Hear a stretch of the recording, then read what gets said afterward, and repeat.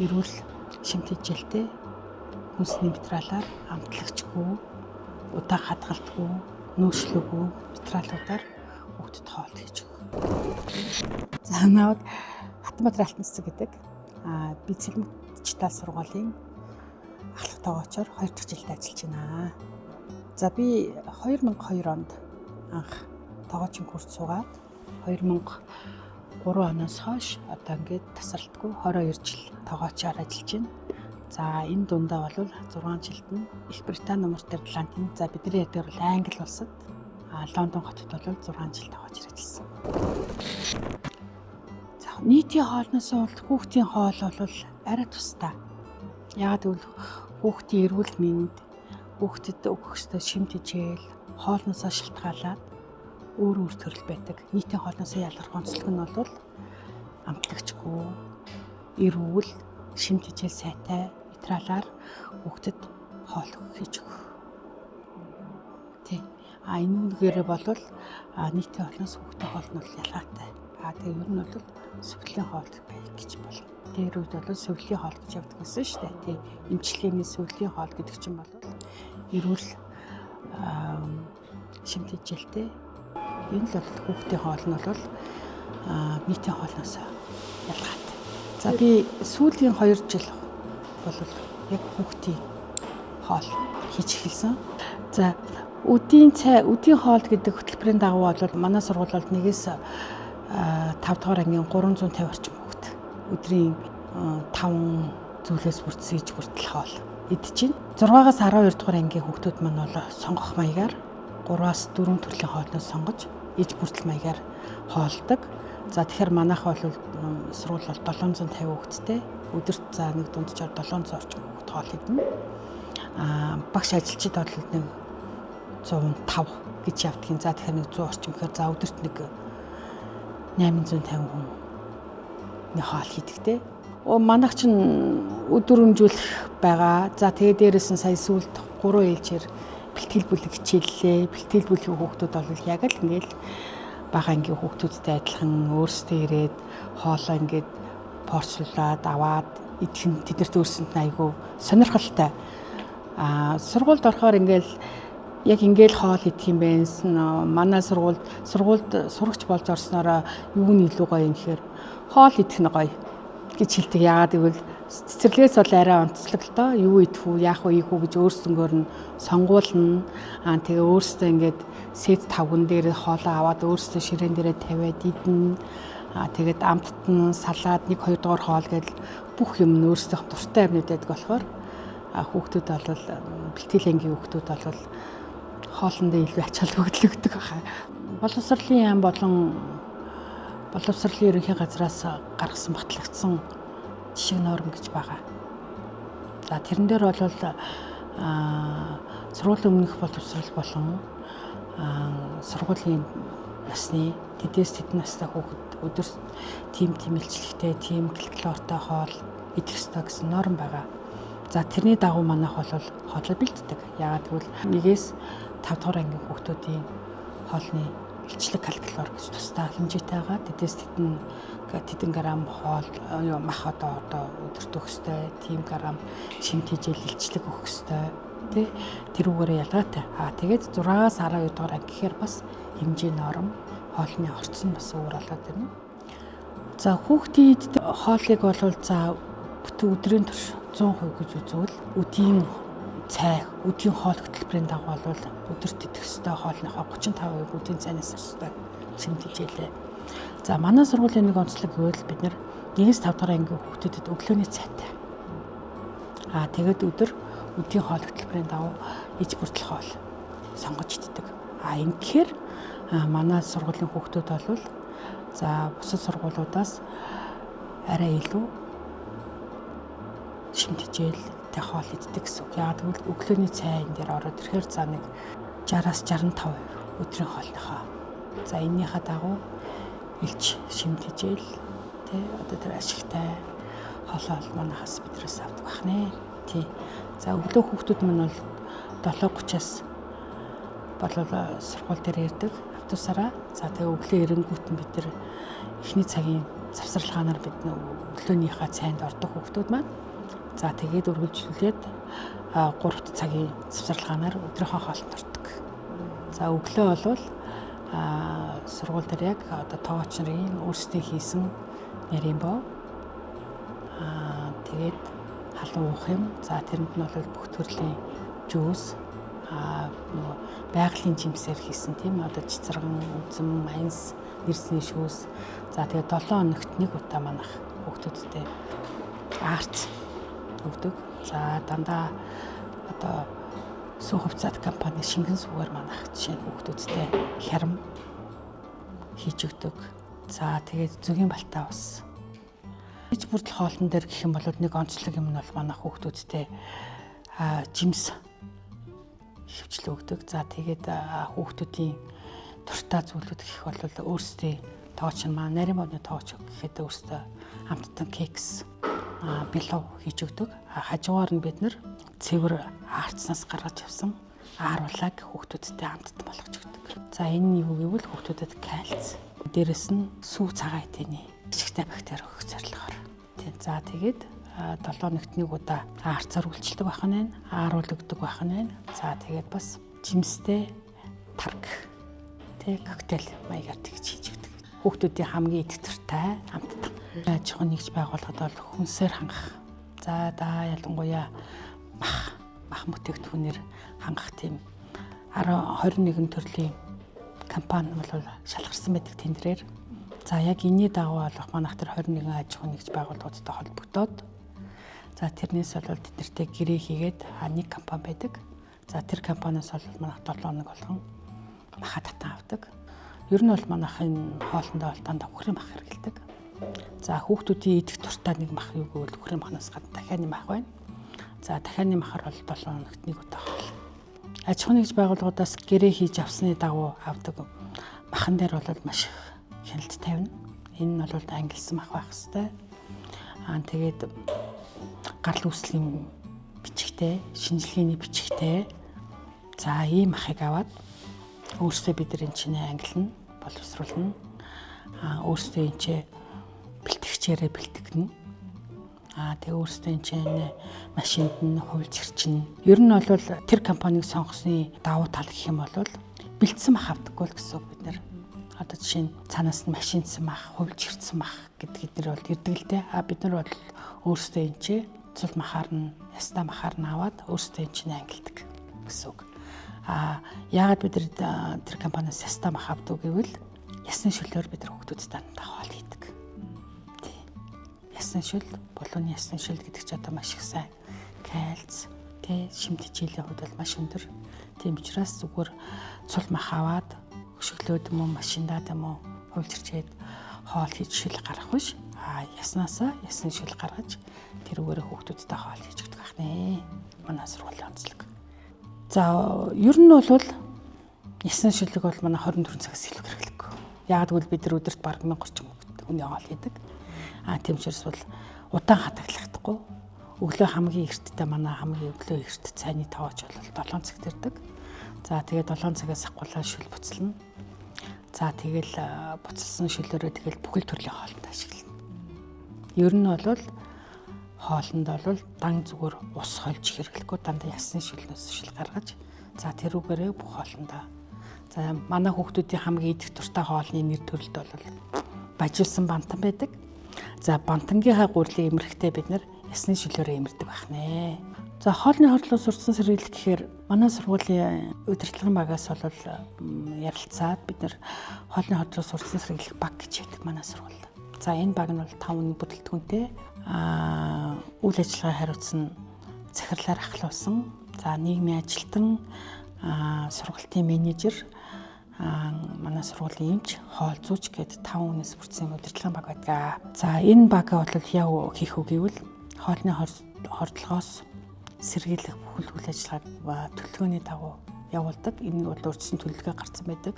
Жишээ нь одоо энэ хоолны хордлогоос урьдчилан сэргийлэхийн тулд хоол бэлтгэх цех болон бэлтгэлийн цех болон одоо үйл ажиллагаа халууны цехэд одоо хэдийд ямар тест дараалтаагаар ямар хугацаатаагаар ариутгал халдвар хөгжүүлэлт явуулах уу? За тэгээд хүнсийг яаж хадгалах уу? Ямар хэмнэг одоо бэлтгэх үү, махыг гисгэх үү? Ажилчдад бол ямар шаардлага, урьдчилан сэргийлэх хяналт шаардлага тавих уу, тий? За энэ нэг бүрчлэнгээд төлөвлөгөө гарцсан байдаг. За энэ төлөвлөгөөнийхөө дагуу баг маань ажиллаа хийдэг байх нэ. Тэгэхээр бол сургууль зүгээр нэг хордлого гарлаа гэж сургуулиуд ингээл сандралддаг бол манайх бол хоолны хордлогоос урьдчилан сэргийлэх баг ажилладаг. За энэ баг багтдаг эмч гэхэд өглөө болох эрчим хоолны дээж авна, хоол олохоос өмнө амтлагаа хийн. Тэгээд хөтөлгөө явуулна. За тэгээ хэрвээ манай хоолноос, хүүхдийн хоолноос болон ажилчдын хоолноос ингээд ямар нэгэн хордлого болох тийм шинж тэмдэг илэрлээ гэх юм бол манайх дээжийн хүргүүрт тусгай дээжийн хүргүүрт бол ажилчдын болон хүүхдүүдийн хоолны дээжийг ингээд аваад хадгалдаг.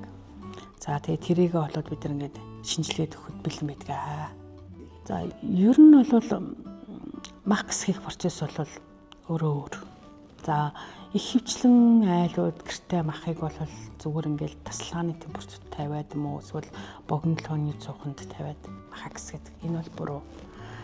Махыг бол хөрөгчний температурт тавьж гисгэх ёстой. Манай сургууль бол тусдаа зөвхөн мах гисгэдэг хөргөт байна. Одоо ингээд тасалгааны температурт тавихгүй л гэсэн үг. Тасалгааны температурт байх юм бол одоо бактери үүсэх боломж таатай нөхцөл үүсдэг. Тэгэхээр бол зүгээр энгийн тасалгааны температурт бол мах гисэхгүй л гэсэн үг. Бүх л хүүхдүүдийн ер нь дуртай хоол бол дахиа, бүргэр, пицца. За ийм л хоолны дуртай. За тэр хүүхдүүдэд зориулаад бид нар бол бүргэр, пицца хийнэ. За энэ бол өдөр болгон шинээр хийгддэг. Бид нар орой явахаас өмнө маргааш өдрийнхөө хоолыг бэлдэнэ. За өглөө ирээл өдөр болго манайхаас шинэ бүргэр гарна. За пиццаг бол тэр дор нь хийгээд өгнө.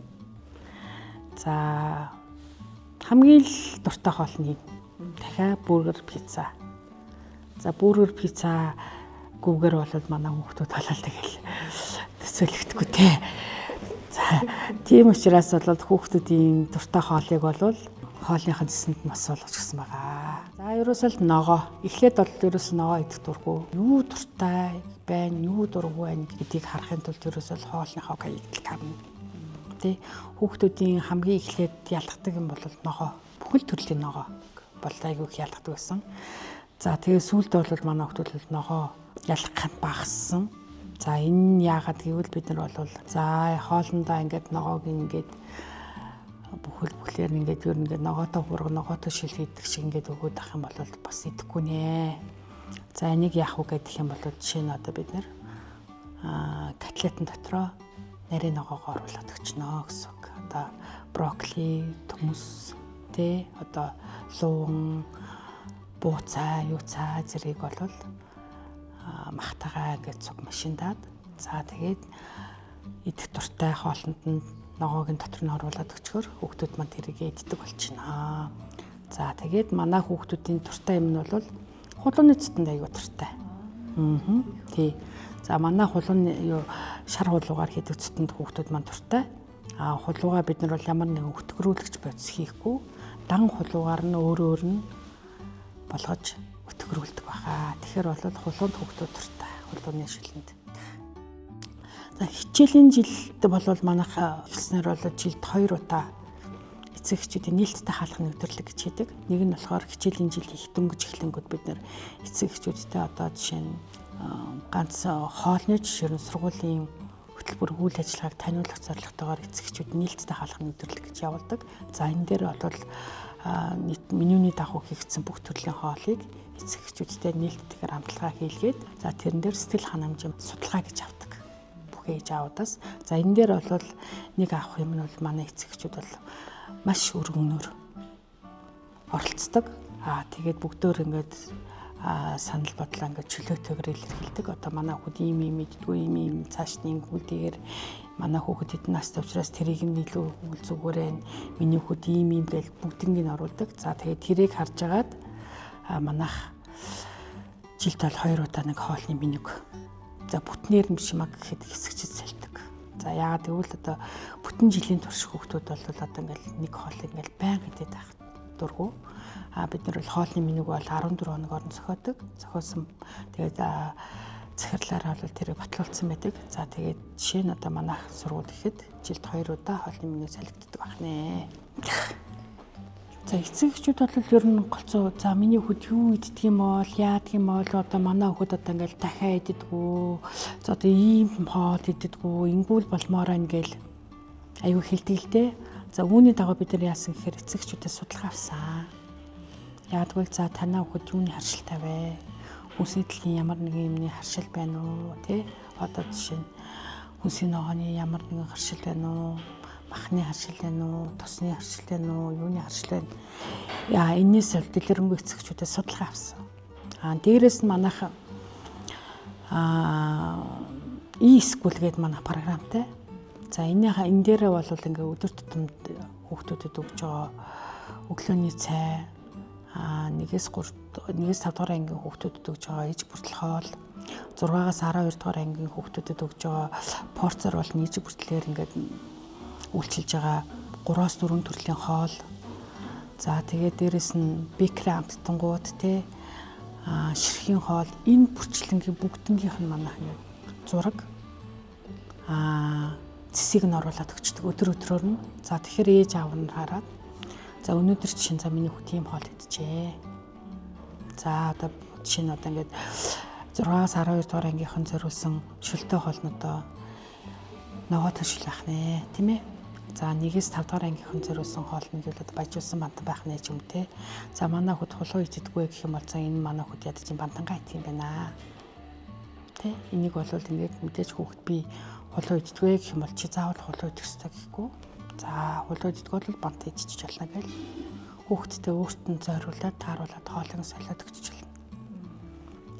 Энүүгээрээ яадаг гэхээр хүүхэд өдөр болго идэх ёстой нөгөө өдийн цайнаас өдийн хоолноос нөгөө 35% илчлэг тий хоолныхоо өдрийн авах ёстой хоолныхоо шим тэжээлийн 35%-ийг нь авах ёстой гэж явбал энийг алдагдуулахгүй тулд заавал шүлтэй олчихлаа гэдэг зарчмаа баримтлаад за жишээ нь энэ хүүхэд өнөдөр цутан шүлээд чадахгүй болвол заавал идэхгүй бол чи одоо ингээл шүлтэй чамд байхгүй гэхгүй за хөлөөнөцтэй идэж болохгүй бол чи эсвэл баяжуулсан багт идэж болох нэ тэ баяжуулсан багт дотор брокколи, луван, бүхэл төрлийн ногоо байж болно өндөр баяжуулсан бантан байж болно тэ за ингээд ирэхээр хүүхдүүд бол аль дуртай шүлтэй хоолой сонгоод идэнэ.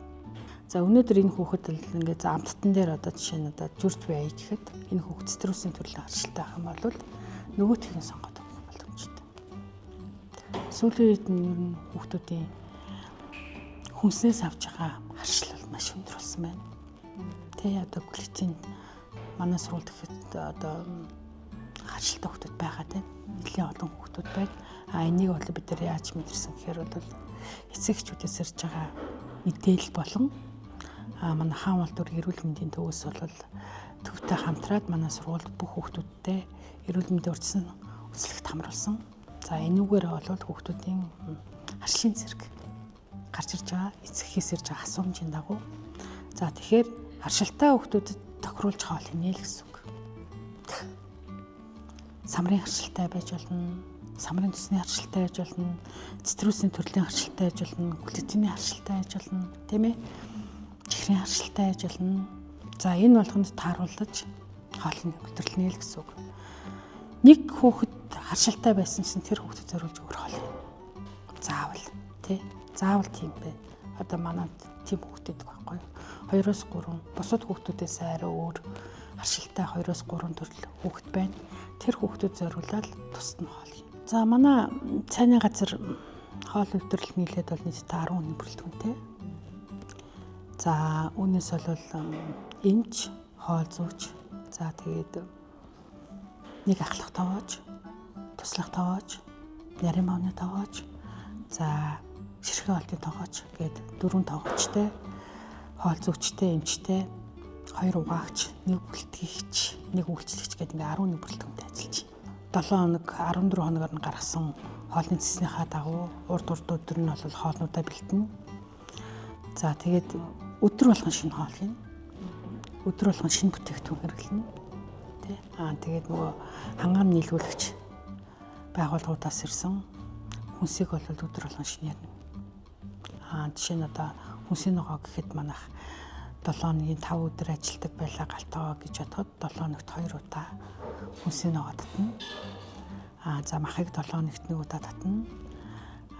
Гурилд будаа гэхэд бол бас 7 хоногт 1 удаа гэл тэ гэх мэтчлэнгээр за жимс хүнсний нарийн ногоонуудыг бол 7 хоногт 2 удаа гэл татхаар бол манад бол их хэмжээгээр удаан хугацаагаар хүнсний материал, хүнсний бүтээгдэхүүн хадгалагддаг байх нэ. Дандаа шинэ юм л хэрэглэнэ гэсэн үг. Хүн зохион байгуулалттаар за одоо хүнсээ хүлээж авна. За тэгээд цааш нь угааж бэлтгэн, боловсруулна, хариуцна. За тэгэл бэлтгэх рүү орж бэлдэнэ. За тэгэл цаашаа хоол боловсруулах хаалганы порц хадан үйлдвэрлэл рүү орно. За тэгэл эцсийн амжилтнууд хөөгддөг. Порцлогдож хүрэхтэй. Тийм ерөөсөө л ингийн ер нь нийтийн хоолны яг жишгийн дагуу л явна. За тэрнээс нэг ялгаатай юм нь юу гэвэл хүүхдүүдийн идэх туртай амиг яг ингээ өөрсдөн дээр нь порцлж өгдөг учраас туртай мал авч идэх гэсэн хүүхдүүдэд. За ер нь хүүхдийн өдгийн хоолнд заавшгүй шаардлагатай 5-6 төрлийн бүлэг хүнс байдаг. За энээс орхигддог юм нь бол ихэвчлэн хараад хахад бүхэл бүрийн үр тариа дээрэс нь хүнсийн ногоо маш ихээр алдагдсан байдаг. Одоо хүүхдүүд ихэвчлэн 2 дугаар хоолоо хараад 2 дугаар хоол нь тийм юм байна. За би шиг л уухгүй гэж хайдаг ч юм уу те. За би ийм юм мэдтгүй би нэг нийтэйг л хайдаг байсан бол одоо сүүлд манай хүүхдүүд тэгэхээр байсан.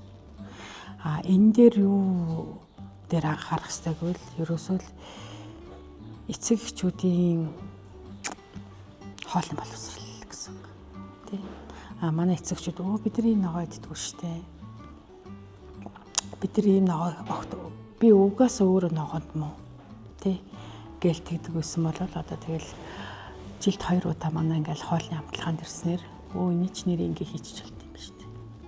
Манай хүүхдүүд ийм юм мэдж амч одоо бид нар ч гэртээ ингэж идэхгүй болохгүй байна. Энэ ч нэрээ юм 13 шар тустай юм одоо чи өглөөний цайнаар 13-аар хийсэн 13 шар тустай юм боб байт юм бэ. Тийм байна нэ. Тэ цагаан гурлаар хий нэгдүгээр дээд гурал цагаан гурлаар өгөхөөсөө илүү за одоо жишээ нь бүхэл хүрийн гурлаар юм уу те 10 гуралтай шар тустай ийм зэмтэй ийм бов гэдэг бол чи гөрөлц хөдөлгөөн илүү сайжрах нь байна. Манай хүүхдүүрээс харуул иддэг шүү дээ. Тэ. Тэгээд идэж гинөө гэдэг. Яг бол бүх хүүхдүүд харуулна дуртай. Бүх хүүхдүүд харуулна дуртай. Харуул нэмжлэх үг нь тий бүх хүүхдүүд харуулна дуртай. Харуулна дургүй хүүхд байхгүй шүү дээ. Манайд. Бүх хүүхдүүд харуулна дуртай. Бүх хүүхдүүд аньсан шүүсэн дуртай. Бүх хүүхдүүд цэцрагны шүүсэн дуртай. Тий.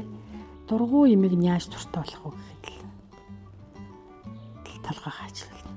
Тий. Тэгээд чин брокколи иддэг хүүхдээ л гэхэд тэр идсэн л байдаг.